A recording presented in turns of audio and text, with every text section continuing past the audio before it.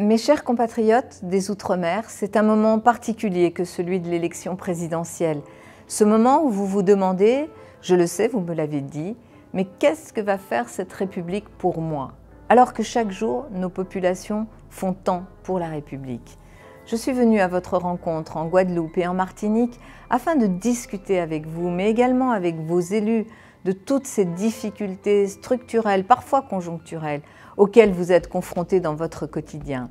Et je sais que chaque territoire est différent, mais malheureusement, les Outre-mer nous dépeignent de grands traits similaires et souvent qui portent sur le plus crucial de leur quotidien, le vivre dignement.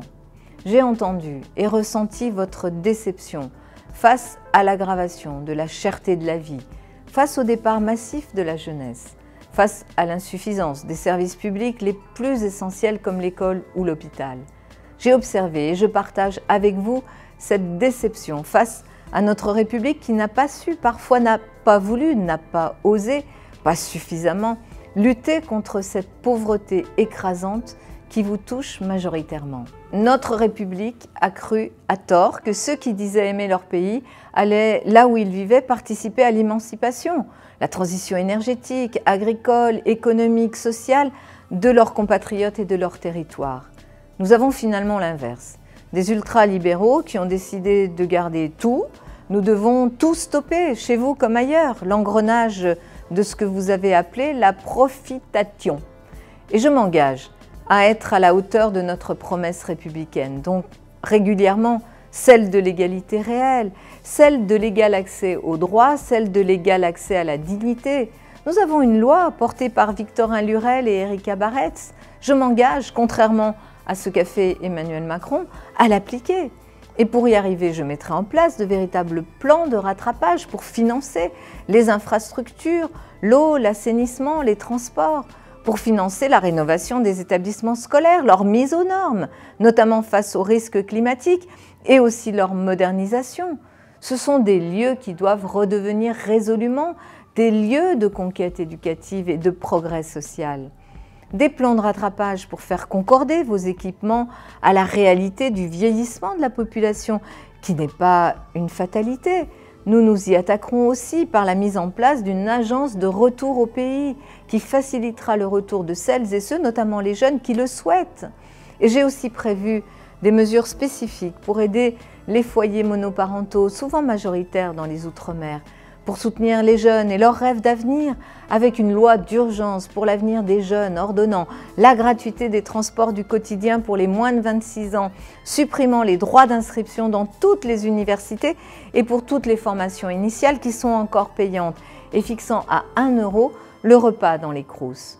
Les bourses et les allocations logement seront aussi revalorisées pour les jeunes de 10%, et je travaillerai à plus d'autonomie de vos collectivités, plus de concertation, plus de liberté locale et à une reconnaissance véritable de chacune de vos particularités. Nous nous engagerons sur nos territoires à de nouveaux outils fiscaux avec vos collectivités, et notamment à l'amélioration de l'efficacité de l'octroi, mais aussi de contrôle dans la construction des prix. Je m'engage à mettre en œuvre des plans de rattrapage pour porter les cultures si enrichissantes pour notre nation que sont celles des Outre-mer. Je veux vous dire, mes chers compatriotes, que notre histoire est notre histoire commune. Je veillerai, présidente, comme je le fais déjà à Paris, à faire rentrer dans notre récit national l'histoire de la colonisation et de l'esclavage. Mes chers compatriotes, c'est ensemble que nous réussirons à faire que chacun et chacune ressente qu'il est une part entière de la France. Amis de la Martinique, avec Serge Letchimy, que je veux saluer, amis de la Réunion, de la Guadeloupe, de la Polynésie, de Mayotte, de la Guyane, de la Nouvelle-Calédonie, ce moment est un moment grave. Je vous invite, avec gravité, avec sérieux, à ne pas céder aux sirènes de la xénophobie, aux sirènes d'une société gouvernée pour les plus riches, par les plus riches. Je serai au rendez-vous de l'égalité et de l'écologie, je serai au rendez-vous de la valorisation de la biodiversité, au rendez-vous des énergies renouvelables, de la protection des populations aussi contre les drames des pesticides et de l'empoisonnement des terres et des populations. Mon programme est celui qui permettra de changer l'avenir et c'est grâce à vous, ensemble, que nous y parviendrons. Je compte sur vous le 10 avril.